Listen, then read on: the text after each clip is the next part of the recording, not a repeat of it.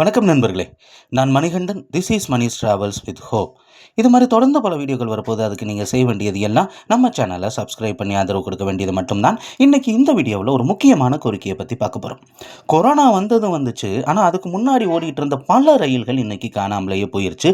அப்படி காணாமல் போன ஒரு முக்கியமான ரயிலை பற்றி தான் இன்றைக்கி நம்ம பார்க்க போகிறோம். கோவா போகணும் அப்படின்னு நிறைய பேர் நினச்சிட்டு இருக்காங்க. குறிப்பாக சென்னையில் இருந்து கோவா போகணும் அப்படின்னா முன்னாடி ஒரு ஆப்ஷன் இருந்தது. டைரெக்டாக வாஸ்கோட காமாவுக்கே வாரத்தில் வெள்ளிக்கிழமை ஒரு ட்ரெயின் அப்படிங்கிறது இருந்தது. அந்த தூத்சாகர் வாட்டர் ஃபால்ஸை பார்த்துட்டு போகிற மாதிரியான ஒரு சூழ்நிலை இருந்துச்சு. ஆனால் இன்றைக்கி அந்த ட்ரெயின் இருக்கான்னு கேட்டால் இல்லை, போதுமான வரவேற்பு இல்லை அப்படின்னு காரணம் காமிச்சு அந்த ட்ரெயினை ஹூப்ளி வரைக்கும் தான் இயக்குறாங்க.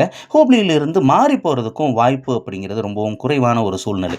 இன்றைக்கி இருக்கக்கூடிய சூழ்நிலையில் சென்னையிலிருந்து கோவா போகணுன்னா 2 ஆப்ஷன். ஒன்று பெங்களூர்லேருந்து தினமுமே 3 மணிக்கு கிளம்புற வாஸ்கோடகாமா எக்ஸ்பிரஸை பிடிச்சி போகணும்.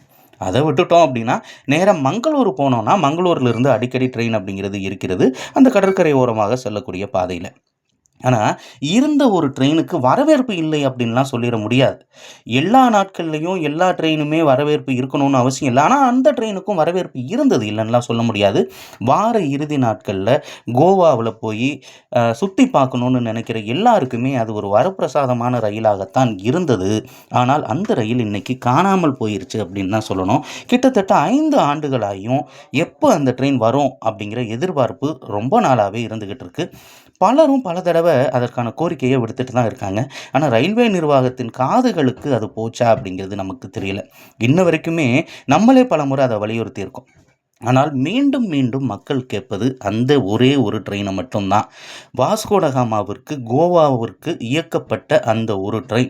அந்த ஒரு ட்ரெயின் மீண்டும் இயக்கப்பட்டுச்சு அப்படின்னா இன்னும் நிறைய பேர் கோவாவை சுற்றி பார்க்குறதுக்கான வாய்ப்பு அப்படிங்கிறது ஏற்படும். இப்போ கோவாவிலிருந்து தமிழ்நாட்டுக்கு ட்ரெயின் இல்லையா அப்படின்னு கேட்டால் இருக்குது. வேளாங்கண்ணியிலிருந்து வாஸ்கோடகாமா வரைக்கும் செல்லக்கூடிய ட்ரெயின் இருக்குது. திருநெல்வேலியில் இருந்து மும்பை செல்லக்கூடிய ட்ரெயின், அது கோவா வழியாக செல்லக்கூடிய ட்ரெயின் அப்படிங்கிறதும் இருக்குது. அது மங்களூர் போய் போகக்கூடிய ட்ரெயின்.